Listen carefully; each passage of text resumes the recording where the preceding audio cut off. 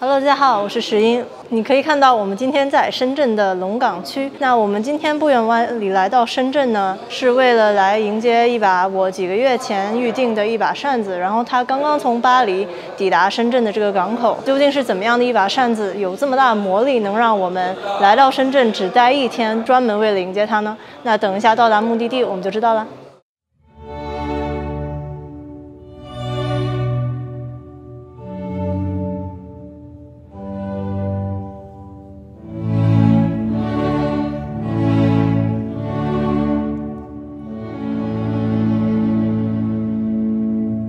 好，今天我们已经来到我们要取扇子的这个地点了。然后大家看到我背后，是不是很像一个那种洛丽塔的欧式影棚之类的？但其实不是，它里边99%的展品呢都是真古董。我也是第一次来，所以我们先去转一下吧。像这个玻璃杯有多久的一个历史？20世纪初期的一个玻璃杯，然后这边应该都是鎏金，有很多这种小物。这是一个裁纸刀，是19世纪巴黎的一个工艺品，非常抢眼的一个物件，是1820年这种教堂的哥特式教堂造型。当时在波旁王朝的时候呢，就是非常流行这种造型的钟，然后这个全部都是鎏金的。还有这个我老远就看到的斯坦威钢琴，这个我刚刚问了，是1900年差不多吧，100多万的斯坦威啊，了解一下。这个东西它是一个针线盒。每一个物件都是有自己的摆放的位置，它下面还是个音乐盒哦。这个也有100多年历史了，应该是1860到1880之间的一个。总而言之呢，就是你们看到的这里边，除了我，还有这个空台遥控器，还有这本书，所有东西都是100年起步的一个历史，摸到了历史，也摸到了人民币。这边这个屏风非常的抢眼，是郭子仪的祝寿图，雕刻特别精致。然后包括这边这个参加过展会的一个珠宝盒，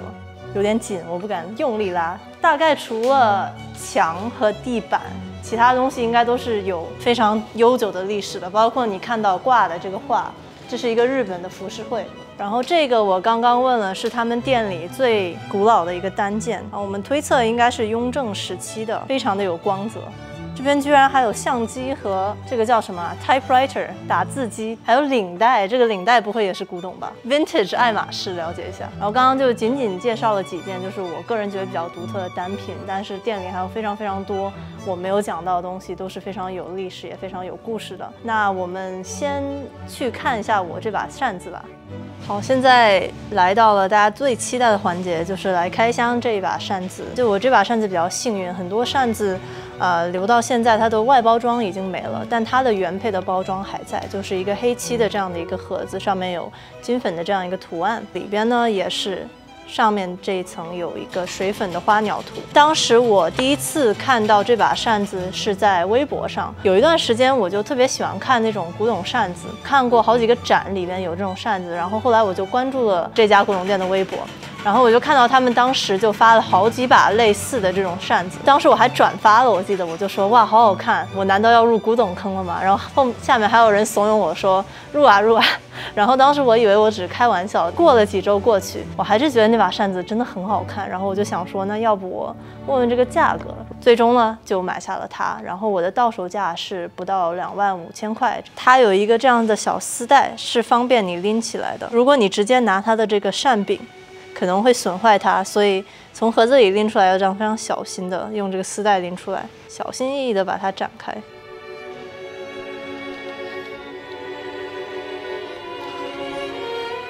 其实这把扇子还蛮大的，学名呢叫摆头扇，因为你看到这上面不是有很多个小人吗？所以叫摆头扇。然后你可以看到他们的这个衣服都是真的是那种丝绸的布贴上去的，所以每一个人的衣服的光泽都不太一样。然后背面的话就相对来说没有那么的复杂，就是一个这样的水粉的花鸟图。那了解完它的这个学名以后，我们来讲一下它的由来吧。这一把扇子是19世纪由13行出品给外国的一把扇子。那广东13行是当时在康熙年间成立的一个专门外贸的一个这样的一个出口的一个厂子吧。然后所有外国人如果想要到中国来买一些工艺品啊，他们都只能通过13行。所以当时很多外国人呢就慕名而来，无论是商人也好啊，贵族也好，他们都很想拥有一些中国的工艺品。所以你会看到13行出品的这些扇子，它会相对来说比就是中国本地人当时自己用的扇子的颜色更加的鲜艳，然后包括这种花鸟图也是更符合他们的这个审美的。那么我觉得就是经过将近1个月的等待吧，除了激动以外，还是比较感慨的，就是这个是普通的购物不能带给你的那种感受，就跟我买包不太一样。就我买包，我就觉得这个就是一个品牌溢价的产物，你知道吗？就是因为我为了这个牌子，所以可能我选择去买这个包。当然不是说它材质不好，但是扇子这个东西就是并不是因为它是广东13行出品，所以我才买它，而是因为它有这样的一个丰富的历史，而且它的做工如此的精致，所以我真的觉得它是值这个价钱的。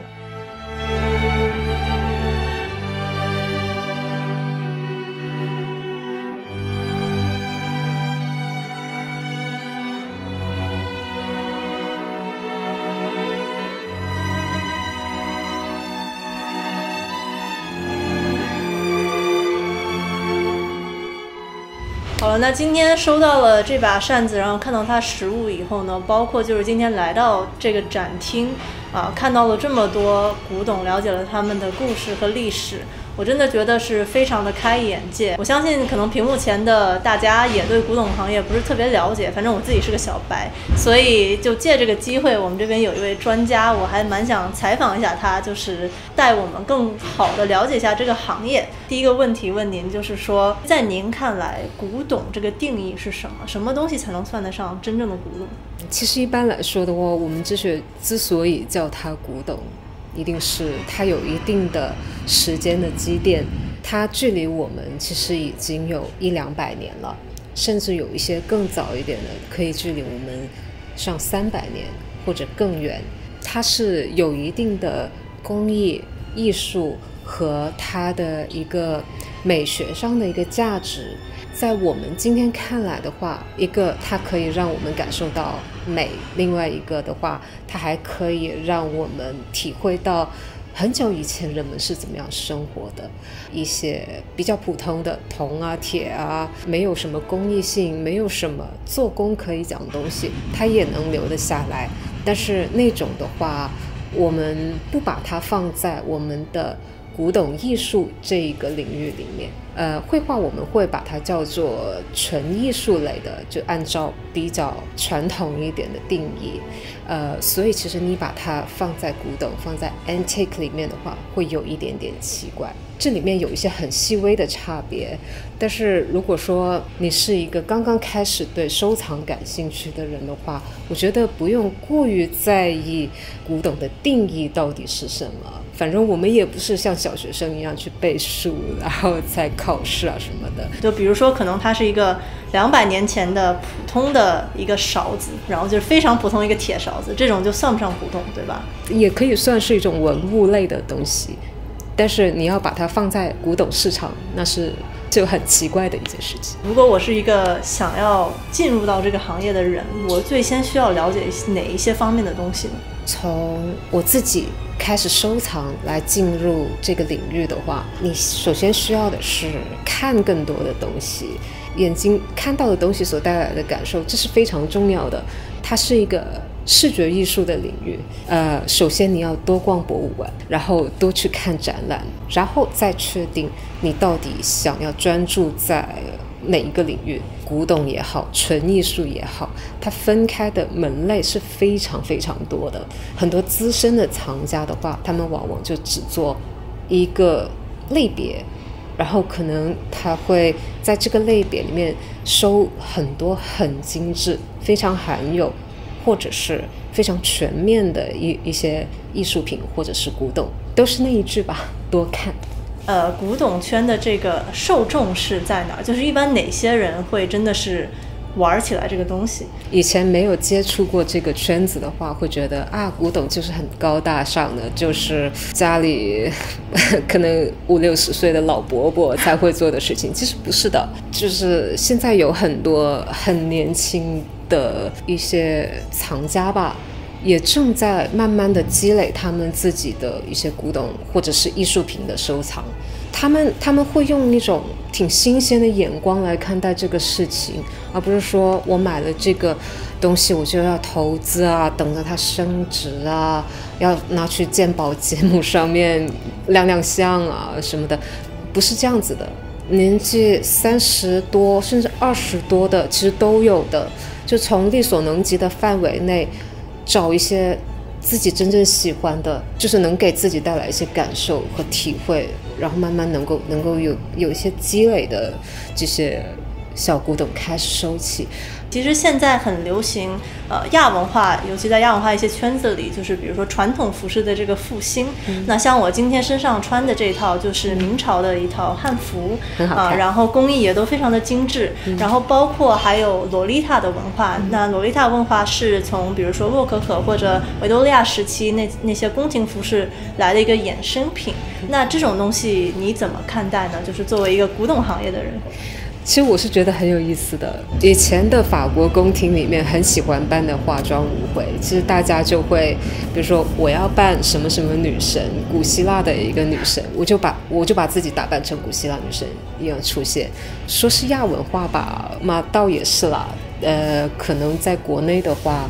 我们的爸爸妈妈这一辈不大理解，或者是不是很知道我们在做什么，但是其实这个也是一种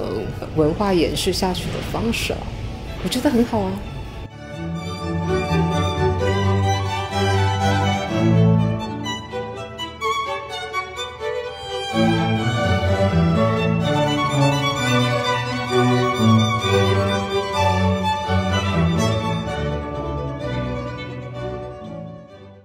那我买了这么多罗庄和汉服，虽然我接触这2个圈子算不上特别久，但是实事求是说呢，就是无论是贵的还是好的，还是单件的这个数量，其实我都是到了比较高的一个程度吧。我觉得从我的这个购买欲上面来说，我自然而然的会想要接触一下这2种文化的它的一个根源上面的一些东西。那今天的这把扇子我觉得就特别好，因为它的图案有我们中国的元素在里边，然后它的扇子本身呢又是以一个西洋审美的扇子去制作的，所以这种东西就会让我觉得非常的好像是真的接触了历史一样，然后拿在手里就非常的有感触。因为毕竟就算我想的话，我是不可能去买一个200-300年前的一条裙子的，因为根本保存不了那么久。但像扇子或者像瓷器、家具甚至其他我们想不到的一些东西，它是可以保存200-300年的，而且是可以以一个非常完好的状态拿到你手里的。然后你拿着它的时候，你是可以感受到一个历史的缩影，当时的人是怎么生活的。屏幕面前的你，如果你是这个罗庄或者是汉服文化的爱好者，其实不妨也可以接触一下就是古董这个圈子吧，多看一看这里边的物品。因为我相信大家喜欢汉服或者喜欢罗庄，也是因为喜欢他们背后的这个文化，喜欢它视觉上呈现出来的一个效果，接触到这个文化的一个根源。我很少看到，至少在 B 站这个平台有人做古董或者说古玩一类的一个内容吧，就是你对罗庄和汉服文化感兴趣，一定也是因为你对它背后的这个东西感兴趣。所以我希望大家也喜欢就是我这一期的内容吧。然后如果大家觉得有意思的话呢，在我的能力范围内，我以后也会做更多这一类的东西。好的，那么我们这期的视频就到此为止了，下次再见，拜拜。